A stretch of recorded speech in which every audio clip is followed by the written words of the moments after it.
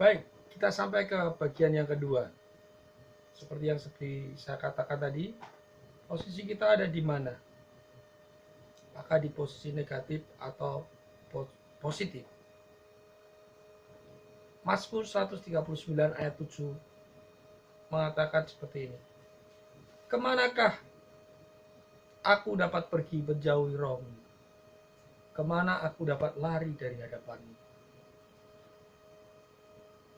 139 di kitab Mazmur ayat ke-8. Jika aku mendaki ke langit, engkau di sana. Jika aku menaruh tempat tidurku di dunia orang mati, di situ pun engkau.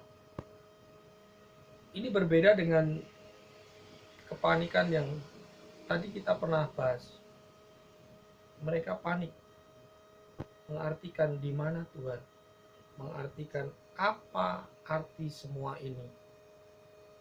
Mazmur 139 ayat yang ke-7 mengatakan, kemana aku dapat pergi menjauhi rohmu? Bukan dari pihak Tuhan yang mencari kita, tetapi satu pembalikan yang cukup unik. Kemana aku dapat pergi menjauhi rohmu? Kemana aku dapat lari dari hadapanmu? Satu pertanyaan. Seolah-olah kita tidak bisa lari daripada Tuhan. Jika aku mendaki ke langit, engkau di sana. Langit bicara tentang Samayim, tentang surga. Jika kita bicara tentang surga, langit, di sana tempatnya Tuhan bertata. It's fine. Itulah tempatnya. Kita bisa berjumpa dengan Tuhan. Gak ada masalah. Tapi aneh juga, jika aku menaruh tempat tidurku di dunia orang mati, di situ pun engkau. Sheol atau dunia orang mati bisa dikatakan underworld, di bawah bumi, tempat yang juga disebut seperti lembah kekelaman. King James Version mengatakan, if I make my bed in hell, jika aku membuat tempat tidurku di neraka sekalipun, Tuhan ada di sana. Ini berbeda dari panik teisme. Panik teisme membangun kebingungan. Di satu sisi seolah-olah beriman, di satu sisi tidak beriman. Panik teisme membangun pemahaman yang rancu tentang Tuhan. Tetapi Mazmur 139 ayat 789 tadi menunjukkan sesuatu yang berbeda.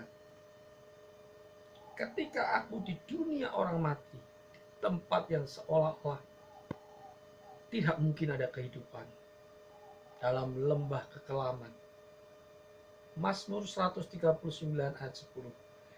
Juga di sana tanganmu akan menuntun aku, dan tangan kananmu memegang aku. Saudara-saudara, berbeda dengan panik teisme istilah saya tadi. Panteisme menganggap semuanya Tuhan. Benda mati Tuhan, informasi, pengetahuan, atau situasi terkini, prediksi-prediksi para ahli dan semuanya dianggapnya punya otoritas. Semuanya punya kekuatan atau berpribadi yang berkuasa atau mempengaruhi begitu besar, sehingga seolah-olah membahayakan hidup kita.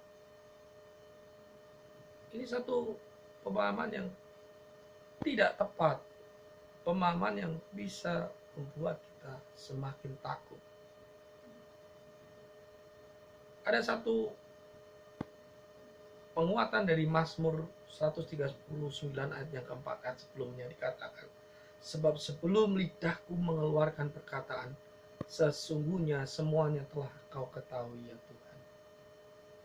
Jadi semacam kekuatan Tuhan yang mengerti masa depan, mengerti apa yang ada di depan kita sebelum kita ucapkan, sebelum kita pikirkan.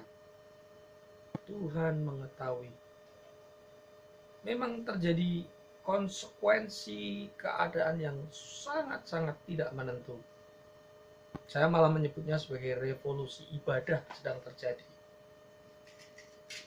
kita tidak bisa lagi pertemuan massal, perkumpulan, persekutuan, tidak bisa lagi ke gedung gereja, datang ke gereja seperti saat sekarang ini. Bahkan kita tidak bisa menerima sakramen, mungkin sakramen perjamuan kudus, Jumat Agung, Paskah, tidak dapat terlibat dalam liturgi, tidak dapat memberi persembahan secara langsung, tapi mungkin bisa secara cara yang berbeda, media yang lain. Tapi itu sebuah konsekuensi dari keadaan. Tetapi menarik bagi kita, saya justru memikirkan satu revolusi ibadah yang terjadi. Ya,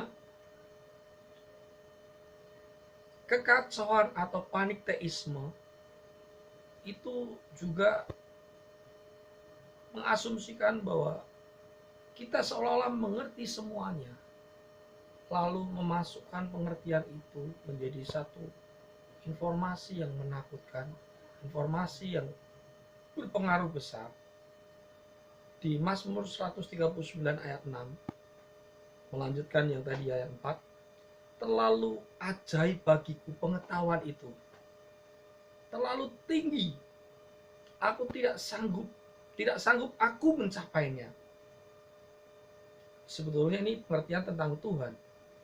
Kalau kita kaitkan dengan panik teisme, siapa kita yang mencoba mendefinisikan, mencoba mengartikan, membatasi Tuhan dalam pengertian situasi kita, apa peran Tuhan dan apa peran kita. Kata pengetahuan dalam Mazmur ini disebutkan hanya general knowledge, technical knowledge, dan sejenis itu. Artinya pengetahuan-pengetahuan pada tahap-tahap umum, pada tahap teknikal saja, teknis, belum sampai ke level tinggi, level hikmat dan seterusnya. Kalau kita turuti, ya makin kita tidak sanggup. Ya, panik terhadap sesuatu yang terlalu tinggi untuk dimengerti.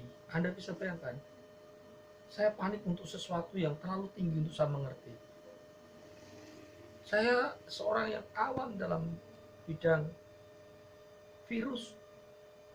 Saya hanya mampu mengerti anjuran pemerintah untuk melakukan self quarantine atau kita melakukan social distancing dan sebagainya. Yang itu saya percaya dirilis oleh otoritas yang baik, oleh pengetahuan yang baik. Panik terhadap informasi yang terlalu tinggi, susah saya mengerti, juga tidak membantu saya. Maka muncul perdebatan pro dan kontra. Ini yang saya maksudkan panik teisme tadi. Teistik atau pandangan tentang Tuhan yang dibangun dari rasa panik. Di bagian yang pro terhadap anjuran social distancing misalnya, mereka menganggap social distancing, anjuran pemerintah untuk tidak beribadah dan seterusnya adalah hikmat berdasarkan rasa empatik, menjaga perluasan bahaya atau potensi bahaya. Pastilah itu bermakna mentaati pemerintah dan dimaknai yang lebih luas tadi sebagai ibadah yang diperluas. Ya, tetapi di sisi yang tidak setuju kontra terhadap social distancing, mereka ada yang tetap pertemuan. Bahkan mereka mengatakan ini alat setan untuk menggagalkan ibadah. Kalau kita nggak beribadah, kita kurang iman. Kenapa Anda lebih takut dengan bahaya dan tidak takut sama Tuhan Yesus? Atau satu klaim, Tuhan Yesus lebih berkuasa dari penyakit dan sebagainya. Nah, ini sisi yang kontra terhadap social distancing. Pro social distancing atau kontra social distancing yang membuat menghalangi pertemuan ibadah. Muncul panik teisme atau kepanikan terhadap pandangan ketuhanan, mungkin pandangan tentang ibadah. Saudara-saudara, bagaimana ini akan terjadi? Pandemik, panik teisme, dan Pentakosta. Saya sudah sampaikan 3 hal tadi. Dan apa sikap yang benar dan bijak dari ketiga hal ini, dan menjadi panduan bagi kita sekalian, apa poin-poin yang akan saya sampaikan, ikuti di bagian yang ketiga.